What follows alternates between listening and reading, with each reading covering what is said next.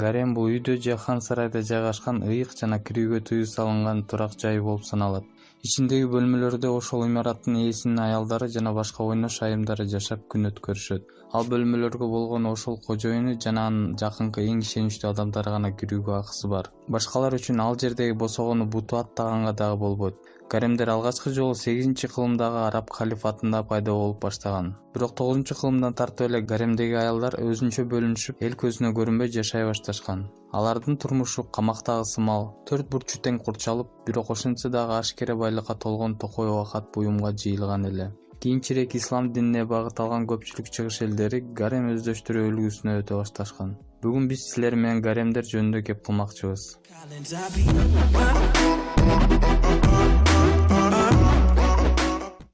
Осман империясына гаремдердин өнүгүү мезгили туу чокусуна жеткен кез эле.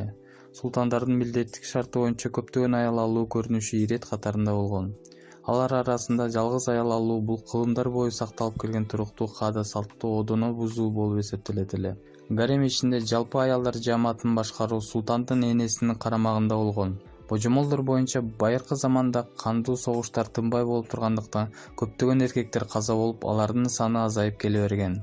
Натыйжада айрым эркектер үчүн тирүү калуу кепилдиги болбогондуктан алар үчүн тукум улоо маселеси көтөрүлгөн эле. Ошондуктан эркек кишиге тез арада көп балалуу болуш максатына жетиш үчүн бир эле убакта көптөгөн аял алуу муктаждыгы пайда болгон. Ошондон улам алар үчүн согушта басып алган жердин аял кишилерин тартып алып, үйүнө алып кетүү кадыресе болгон адат эле. Карап көрсөк, гарем сыякталган негиздөөлөр биздин заманга чейин 3000 жыл мурун аныкталган экен. Аны археологиялык изилдөөлөрдүн казылмасынын табындыларынан далил катары божомол кылсак болот. Негизи, гаремге көбүнчө кыздар 5-6 жашынан баштап эле сатып алынып келе баштаган. Мынчалык кичине жашынын себеби аларды гаремдин ичиндеги тартипке эрте жашынан эле көндүрүп баштап, аларга тийиштүү тарбия беришүүдөн келип чыккан. Кыздарды чырай жүздүү, акыл эстүү жана билимдүү кылып тарбиялашкан. Аларга коюлган талаптардын ичинен бул токтоо жана абийирдүүлүк, кулк мүнөздүүлүк, баш ийкемдүүлүк, өнөрпоздчулук болгон. Аларды көптөгөн билимдерге үйрөтүшкөн.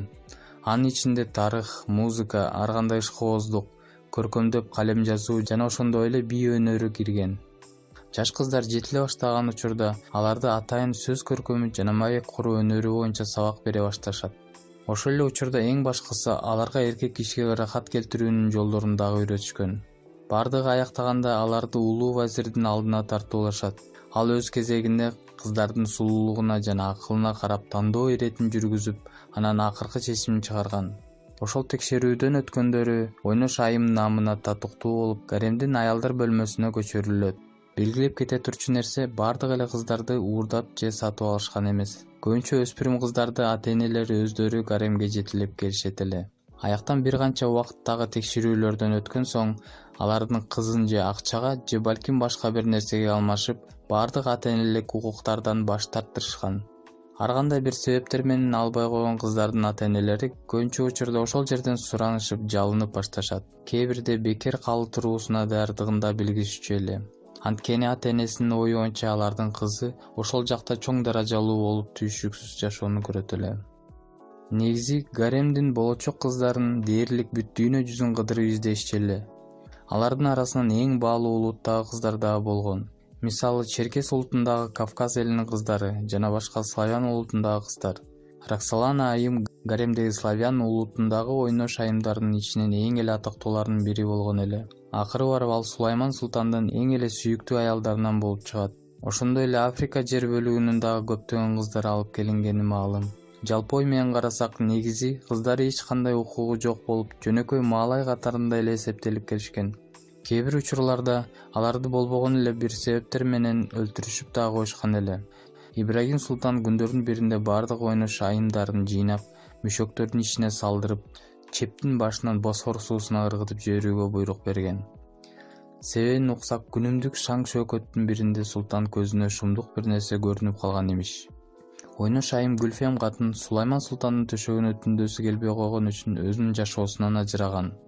Ошондой эле алардын ичинен кээ бирөөсүн уурулук, кээ бирин уятсыздык. Бул көзөмөлчүлөрдүн ою боюнча өтө эле катуу сүйлөгөн аялдар катары эсептелчү. Кээ бирөөнү чыккынчылык сыяктуу жана башка маанисиз айыптоолор менен өмүрүн кыйып салышкан эле. Кээ бир ислам динине баш ийген падышалар үчүн мусулман баласын кул катары кармоо бул күнөө деп эсептелгендиктен көпчүлүк ойнош айымдары чет өлкөлүктөр болгон эле.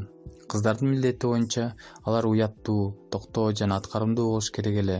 Эгерде кожоюн бир кызды түн өткөрүү үчүн тандаган болсо, ал кыз атайын бир ирет даярдыкка келүү иштерин жасаш керек эле.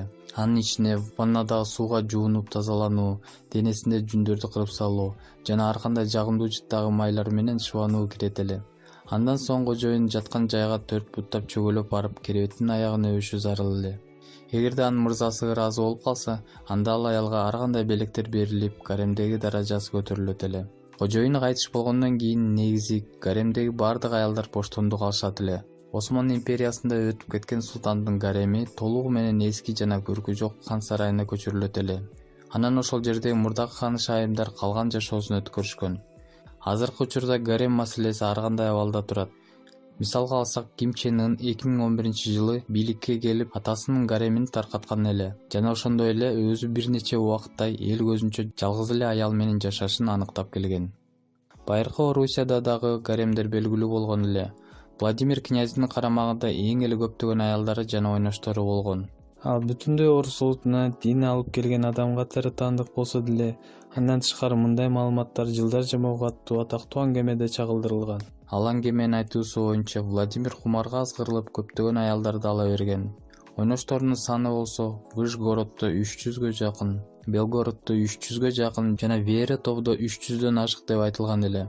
Андан тышкары көптөгөн далилдер боюнча башка Орусиянын падышаларында деле гаремдер аныкталганы маалым. Алар өзүнүн гаремдерин сырдуу бөлмөлөргө катышып, ал көрүнүш жашыруун түрүндө 18-кылымга чейин созулуп келген. Аңгыча Петр I бийликке келип, өз буйругу менен андай көрүнүштү толугу менен жоюп жокко чыгарган. Кантсе да канчалык кордукту көрбөстөн, өзүнүн кулдук абалына дагы карабастан, кээ бир айымдар жогорку даражага чейин жетишип, өзүнүн турмушуна болушунча камкордук көрүп, бүт дүйнө менен камсыздап болгон рахат жашоону дагы көрүп эле. Кээ бир хан сарайларда жада калса театр, балет өнөрчүлөрү жана оркестрлар дагы болгон. Айта кетсек, азыркы заманда деле гаремдер көп, бирок анын ичинде айымдардын менчик кулдары жок, евнух жардамчылары дагы жок. Ошондой эле үй тиричилик жумуштарын өз колдору менен кылышат. Бирок эгер күйөөсү байлыгы жетишип жана аялдарын толугу менен камсыздай ала турган болсо, анда ал өзүнүн гаремине далай деген ыңгайлуу шарттарды түзүп бере алат.